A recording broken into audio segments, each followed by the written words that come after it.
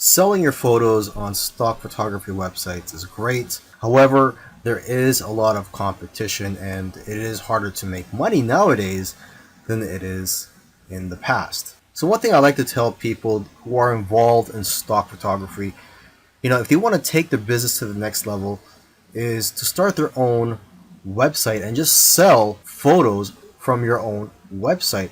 And what I like about being in control, having your own website and selling your photos from your own website, is that you can collect the emails of your customers and people who visit your website.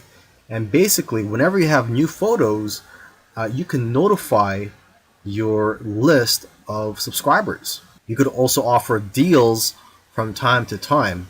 You see, when you have an email list, you could just email them whenever you're in need of some cash flow.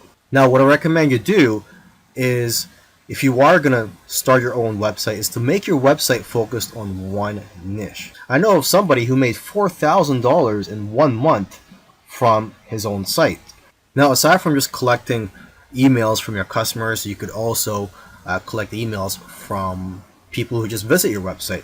And to entice them to opt in, you could run a contest where if they enter their information, such as their email and their name, they'll be entered to win a photo or a print. Another great thing about building a list of subscribers is that you can build a relationship with your audience and that you're going to get repeat sales in the future. You see, when people buy your photos from stock photography websites, you don't collect their information. So it's not like you could tap their shoulder in the future and say, hey, would you like any of my other photos or my newest photos? This way, with your own website, you could just notify them, like I said earlier, whenever you have new photos or if you have a discount that you're offering. You should also sell prints of your photos from your own website to increase your revenues. Now, if you're scared to start your own website, there are several tools out there that make it very